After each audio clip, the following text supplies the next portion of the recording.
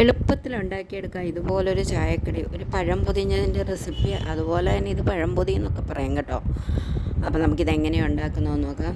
നല്ല ടേസ്റ്റിയാണ് കേട്ടോ. കുറച്ച് ഹെൽത്തി ആയിട്ടും കൂടെയാണ് ഞാനിത് ഉണ്ടാക്കിയെടുക്കുന്നത്. അപ്പോൾ വീഡിയോയിലേക്ക് പോകാം. അതിനുവേണ്ടി ഞാൻ എടുത്തിരിക്കുന്നത് 3 നേന്ത്രപ്പഴമാണ് കേട്ടോ. അപ്പോൾ ഈ നേന്ത്രപ്പഴം തീരെ പഴുത്തു പോകാത്ത നേന്ത്രപ്പഴമാണ് ഞാൻ എടുത്തിരിക്കുന്നത്.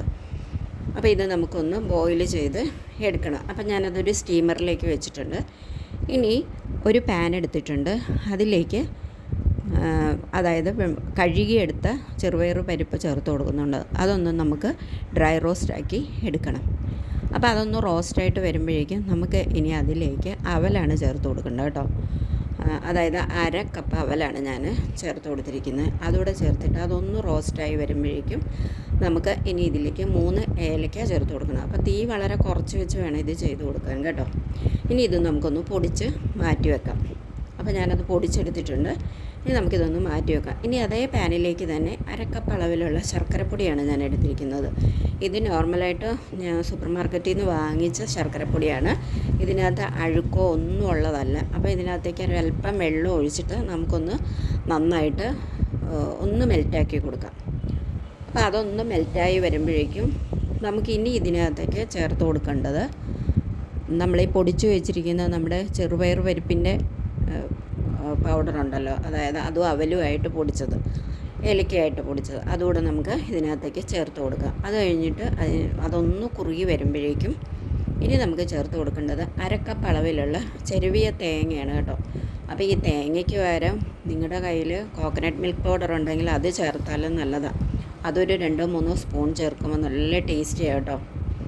അപ്പോൾ ഇതും കൂടെ ചേർത്തിട്ട് ഇതൊന്ന് നന്നായിട്ട് നമുക്ക് ഒന്ന് മിക്സാക്കി എടുത്തു കൊടുക്കാം. അപ്പോൾ ഞാനിനി ഇതിലേക്ക് നെയ്യൊന്നും ചേർത്തിട്ടില്ല. അപ്പോൾ ഞാനിതിന് ഒരു ടേസ്റ്റിന് വേണ്ടിയിട്ട് 1/2 സ്പൂൺ അളവിലുള്ള നെയ്യ് ചേർത്ത് കൊടുക്കുന്നുണ്ട്. നെയ്യ് ഓപ്ഷണലാണ്, നിങ്ങൾക്ക് വേണമെങ്കിൽ ചേർക്കാം, വേണ്ടെന്നുണ്ടെങ്കിൽ ചേർക്കണ്ട. അപ്പോൾ കുറച്ച് ഹെൽത്തി ആയിട്ട് ഉണ്ടാക്കുന്നതുകൊണ്ടാണ് ഞാനിത് 1/2 സ്പൂണ് ചേർത്തിരിക്കുന്നത്. ഇനി നമുക്കിതൊന്ന് ആറിയതിന് ശേഷം വേറൊരു പാത്രത്തിലേക്ക് മാറ്റിയെടുക്കാം. അപ്പോൾ നമ്മുടെ നേന്ത്രപ്പഴമൊക്കെ നന്നായിട്ട് ബോയിലായി വന്നിട്ടുണ്ട്. അത് ഞാൻ അതിൻ്റെ തൊലിയൊക്കെ കളഞ്ഞിട്ട് ഇതുപോലൊരു പാത്രത്തിലേക്ക് ഇട്ട് കൊടുത്തിട്ട് ഒരു വിസ്ക് കൊണ്ട് ഇതുപോലൊന്ന് ഉടച്ചെടുക്കുന്നുണ്ട് കേട്ടോ. അപ്പോൾ ഇതിൻ്റെ അതായത് കഷ്ണങ്ങളെല്ലാം നന്നായിട്ട് ഉടഞ്ഞ് കിട്ടണം. ആദ്യം അതൊന്ന് ഉടയാൻ വേണ്ടിയാണ് ഞാൻ ഇതുപോലെ വിസ്ക് കൊണ്ട് ഞാൻ ഇത് ഉടച്ചെടുക്കുന്നത്. ഇനി നമ്മുടെ കൈ കൊണ്ട് തന്നെ നമുക്ക് ഇതൊന്ന് നന്നായിട്ട് ഒന്ന് കുഴച്ചെടുക്കണം. അതായത് ഇതിൻ്റെ ആ സമയത്ത് തന്നെ നമ്മൾ കൈകൊണ്ട് കുഴയ്ക്കുന്ന സമയത്ത് തന്നെ ഇതിൽ കഷ്ണങ്ങളോ ഒക്കെ ഉണ്ടെന്നുണ്ടെങ്കിൽ അത് നന്നായിട്ടൊന്ന് ഉടച്ചു കൊടുക്കാം. ഇതുപോലെ നമുക്ക് ഉടച്ചു കൊടുക്കാം.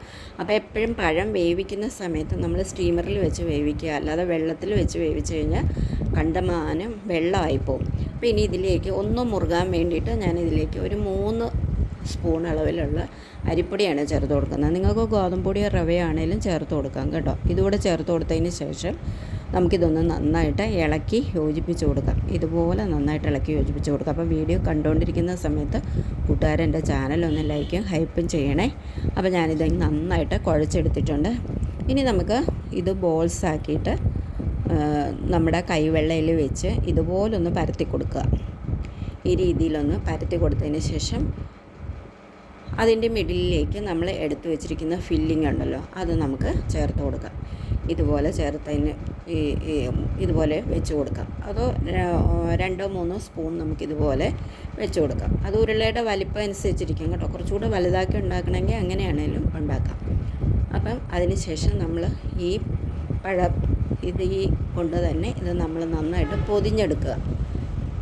ഇതേപോലെ നമ്മൾ പൊതിഞ്ഞെടുത്തിട്ട് നമുക്കിഷ്ടമുള്ള ഷേപ്പിൽ എടുക്കാം. ഒന്നുമില്ല സ്ക്വയർ ഷേപ്പ് ആക്കാം, ഇതൊന്നും അല്ലെങ്കിൽ കൊഴുക്കട്ട ഉണ്ടാക്കുന്ന രീതിയിലാണെങ്കിലും നമുക്ക് ഇത് എടുത്തു കൊടുക്കാം. ഇതേ രീതിയിൽ ഞാൻ ഇത് എടുത്തിട്ടുണ്ട്.